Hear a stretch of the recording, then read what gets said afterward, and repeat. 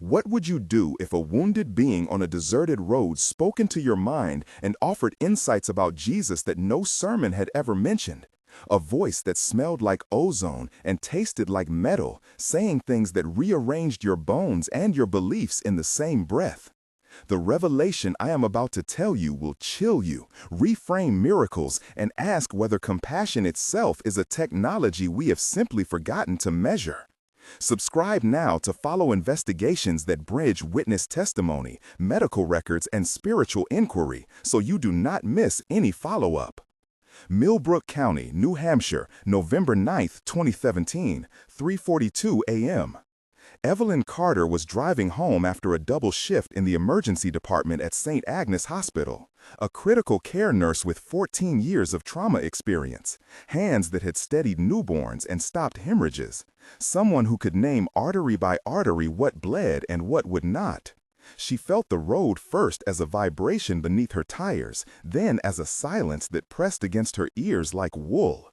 A silence broken by points of light in the tree line that moved with intent, and a sound like distant running water and static braided together. The first sign was visual, a column of pale blue that stepped out of the dark and faltered as if wounded.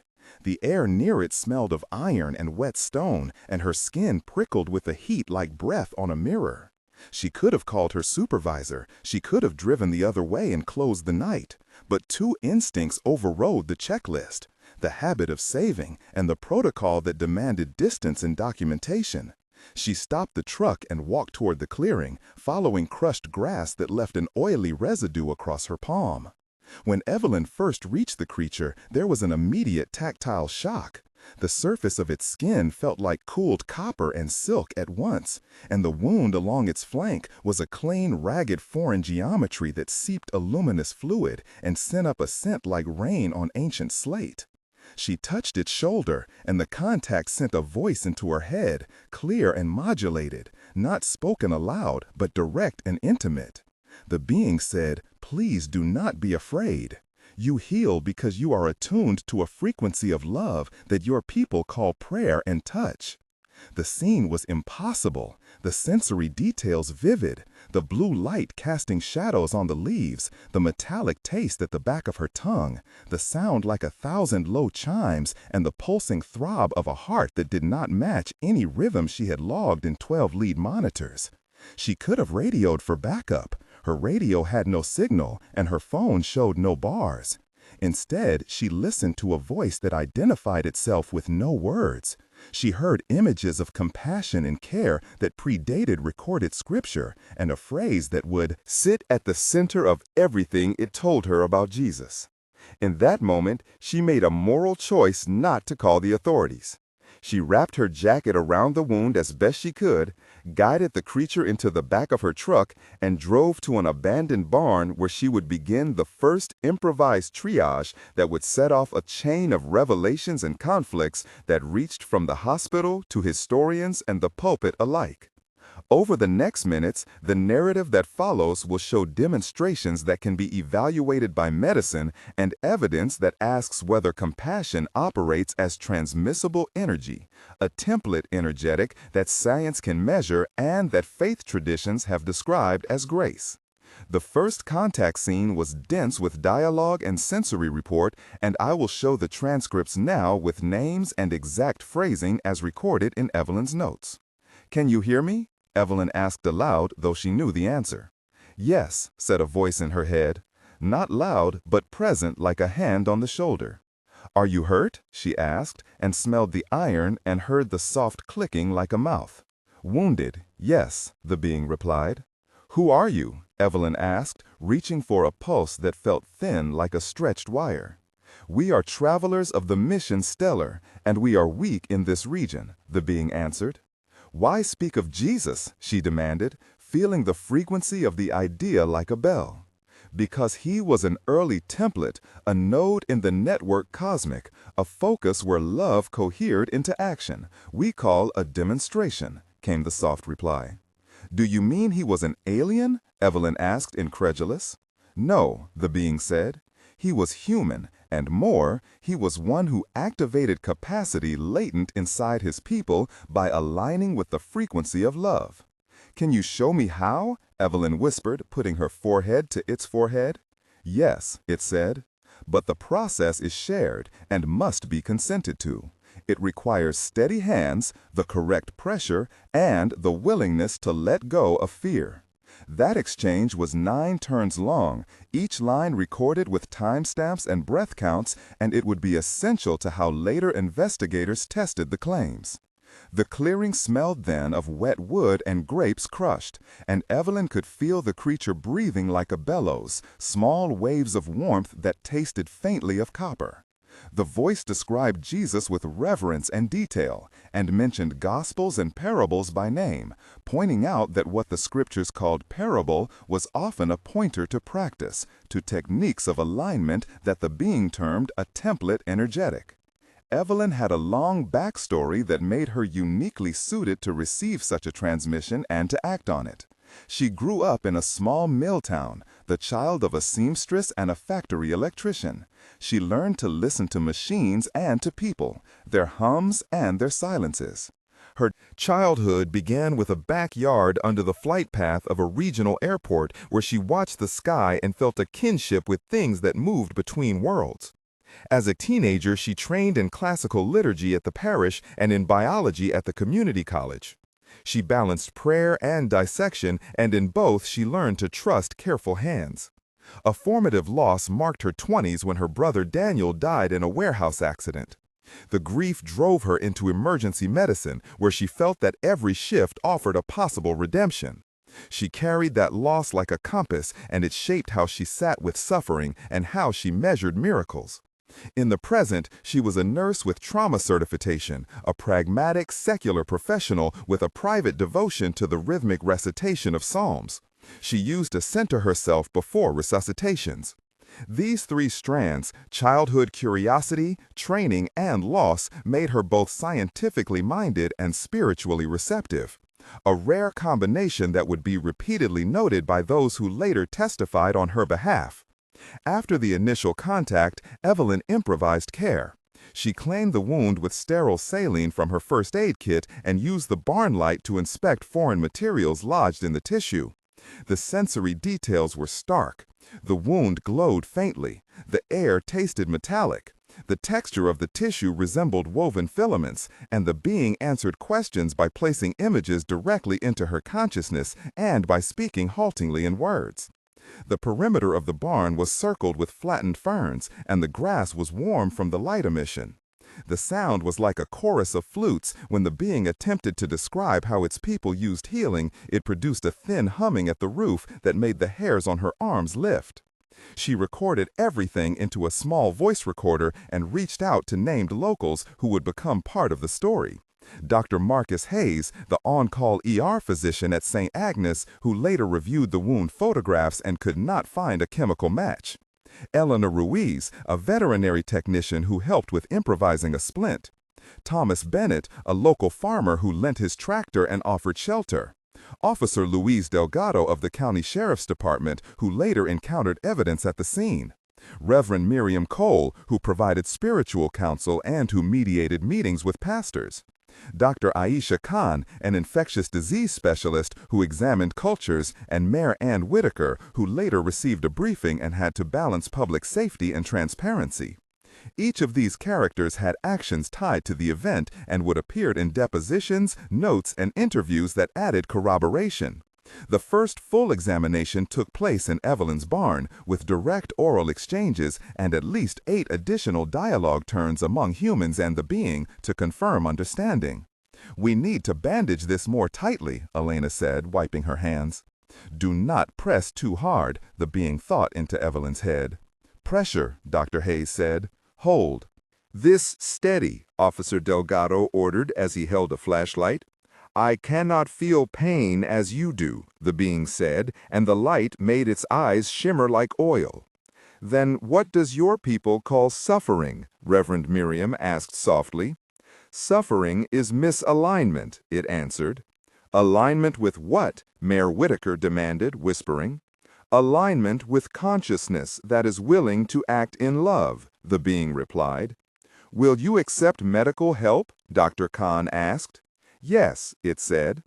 Will you tell us who taught you about Jesus? Evelyn asked after a pause. We observed him as a node among many. We learned that love applied precisely acts as a cure, it said. The barn became a theater of cross-cultural translation with sensory overlays. The smell of antiseptic, the scrape of gloves, the cold of metal tools, and the warmth of breath combined with an internal voice that painted diagrams like chalk on her mind. The discovery and the first close contact that followed were recorded in detail. The being allowed Evelyn to examine a shard of material embedded in its skin, a piece that behaved like glass but flexed like tissue under heat tests. The shard refracted light into colors that did not correspond to any known spectrum. She smelled ozone and felt a vibration run up her arm when she touched it, and the shard hummed a single low frequency that she later learned to call a resonance signature. They performed simple tests with Dr. Hayes, monitoring heart rate, respiration, and oxygen saturation.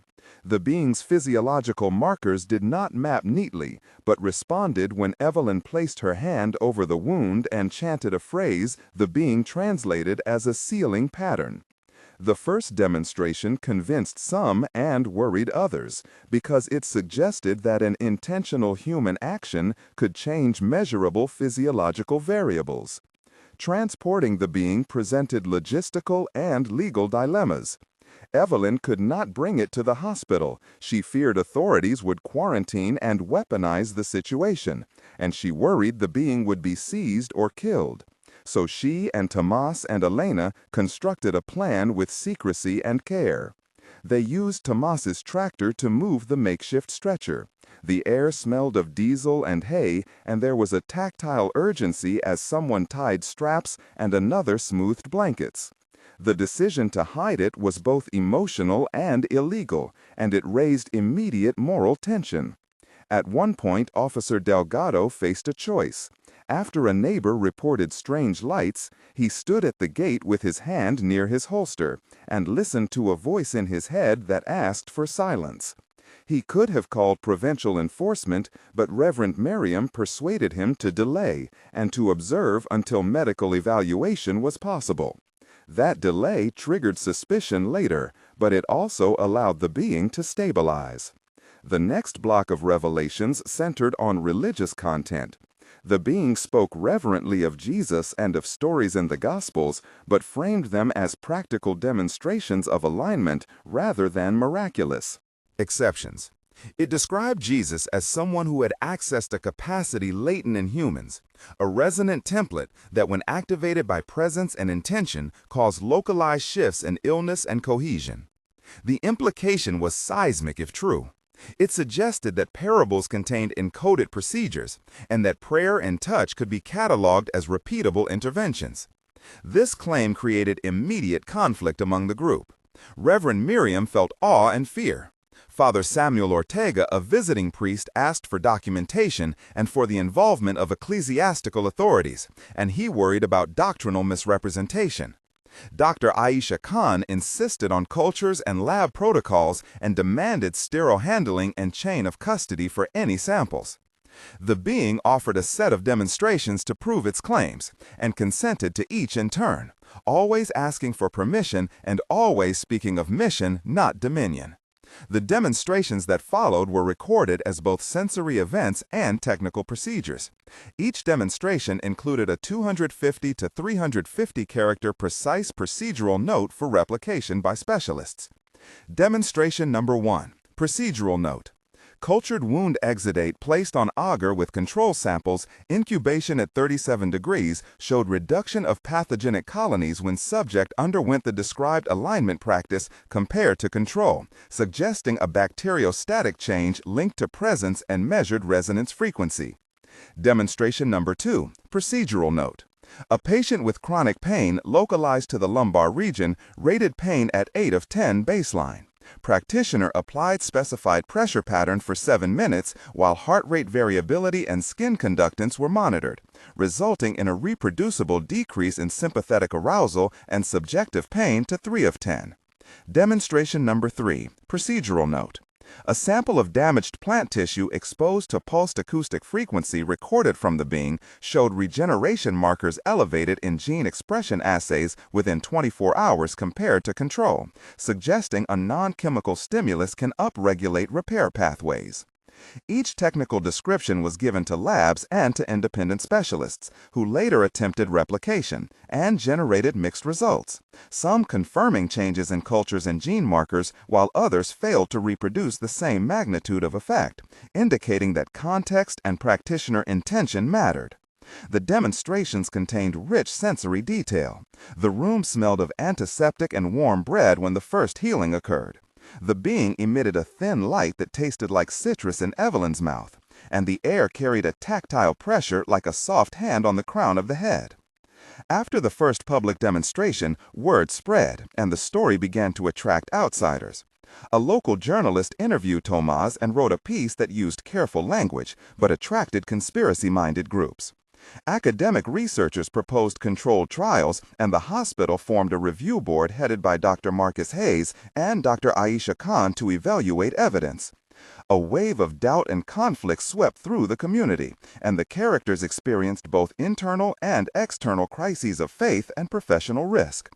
There were moments of escalating tension that slowed the narrative and required careful description. One such moment lasted 3 days when a rival group attempted to seize samples from the barn. Their approach, described in the journal as a raid, was a violation of trust and led to a public standoff with legal consequences. The tension was palpable, the night air thick with rain, the sound of tires on gravel, the smell of petrol, and the metallic tang of fear. Reverend Miriam stood between them and the intruders and negotiated using scripture and reason, while Dr. Hayes documented the chain of custody and Officer Delgado radioed for backup. Denied. In that moment, the possibility of violence hovered like a low storm cloud, and the decision to preserve life and evidence required sacrifice. Another turning point came when the hospital administration threatened Evelyn with termination for bringing an unregistered subject on the hospital property. Their voice in meetings formal and textured like paper, the smell of coffee and copier ink, and the cold fluorescent light that made faces look thinner. The stress was a pressure under the ribs, and Evelyn nearly gave everything up. But Reverend Miriam reminded her of the mission, and the being whispered reassurances in the quiet. A third tense interval occurred when a test subject experienced unexpected swelling after receiving a procedure. The swelling made the sound of restricted breath in the room, and a sharp, metallic taste of panic spread among the staff. For hours they performed emergency measures and consulted infectious disease protocols. Dr. Khan requested additional cultures, and the being helped by guiding hand placement until swelling reduced, revealing the stakes of experimenting with unknown mechanisms. A fourth episode of tension was social more than medical, when community leaders debated whether to publicize the finding. Protests outside the barn rose with placards and chants. The sound became a river of accusation and fear, while inside, the mood was one of prayer and meticulous measurement. The split threatened to fracture long-term relationships and to end the careful integration everyone had worked to build. These moments slowed time and forced the group to write rules, protocols, and consent forms, and to grapple with ethics. Over weeks, the transformation of Evelyn and the community unfolded. She began to integrate the being's methods into her practice, cautiously developing what she called a protocol of compassionate alignment, a set of steps combining touch, prayer, breath, and measured intention that she taught to a small circle, including Elena and Tomas and Dr. Hayes. The protocol was described in careful language and tested in small cohorts with pre- and post measures and anecdotal reports of faster recovery times and deeper subjective change. The being emphasized that technique without humility was dangerous, and that what the scriptures called humility and service were practical safety checks. Evelyn began to speak publicly about the experience with a new voice. She was both nurse and witness, and she adopted language that married clinical terms and spiritual vocabulary, invoking consciousness, resonance, and frequency of love. The community saw incremental changes. Some patients recovered. Some relationships mended, and a small clinic reported a modest drop in certain stress-related symptoms. These were early results, not conclusive, but enough to spark new collaborations. Along the way, skepticism remained healthy. Dr. Kahn and other scientists repeatedly reminded the group about bias, placebo, and the need for randomized controls and replication. And several planned trials were launched to test specific elements of the described practice. There were also critiques from theologians who warned against reducing the sacred to procedure. Father Samuel Ortega wrote an essay insisting that reverence must not be converted into technique without theological oversight, and that the person of Jesus must be treated with doctrinal clarity. These critiques prompted conversations that deepened understanding and avoided premature claims. The movement that began in secrecy slowly became a conversation across medicine and faith, with panels and published letters and media coverage that alternately celebrated and questioned the idea that a non-human witness could help reinterpret historical practices. The dialogue remained reverent when Jesus was discussed, and the being always used his name with respect, saying that Jesus represented a nexus of compassion and demonstration. At approximately 33% of the narrative after the first convincing demonstration, we paused to invite your participation. If this moved you as it moved the people in our story, you are not alone. When something challenges what you hold dear, it can produce fear and wonder together. Share in the comments if you have experienced an inexplicable moment of healing or presence. Start your reply with, "I lived," to help others sort and find patterns in these testimonies. Your stories help build a community that treats these experiences seriously and allows us to research them responsibly. Now back to the story and to a second set of demonstrations that were witnessed by wider audiences and by additional named specialists. One demonstration involved a woman with late-stage rheumatoid arthritis who reported decreased joint pain after a 10-minute session. The room smelled like eucalyptus, and the sound was a low, sustained note that Evelyn described as like a cello played underwater. The objective functional score improved by 2 points on a standardized index, and inflammatory markers shifted modestly in blood tests. Another demonstration took place outdoors where a dying apple tree sprouted new buds after a guided alignment session. The bark felt warmer, the wind carried a scent of cider, and small green shoots pushed through. A third demonstration was less tangible but arguably more important, when a community center reported fewer violent incidents after practitioners implemented a sequence of breathwork and presence training in a pilot program. Each demonstration was accompanied by careful process notes and chain of custody documentation, and several independent witnesses, including Mayor Ann Whitaker and Thomas Bennett, attested to observed changes. Doubts remained loud and painful. Some medical peers accused Evelyn of border crossing and of conflating correlation with causation. Others called for full publication and transparent protocols. The being insisted again that it only offered a map and that human agency was required to enact the practice, and that the network cosmic did not impose. Over time, the integration phase showed that knowledge could be applied to practical ends. Evelyn taught a small nurse cohort the alignment steps, and they used them in palliative suites to improve patient comfort metrics. The community clinic began a program that combined physical therapy and alignment exercises and reported small but consistent gains in mobility for older adults. The early legacy started to look less like a sect and more like an interdisciplinary initiative, and Reverend Miriam worked to keep theological engagement present, preventing both ritualization and commodification. After 6 months, the initiatives were formalized into a pilot program with protocols, patient consent forms, training manuals, and an advisory board that included Dr. Hayes, Dr. Kahn, Reverend Miriam, Father Samuel, and an ethicist from the university. The project received grant interest and offers for formal study, but also faced legal scrutiny and the need for clear disclaimers about medical claims. The story closes with an epilogue that traces measurable changes and personal outcomes at 1 month, 3 months, and 6 months intervals.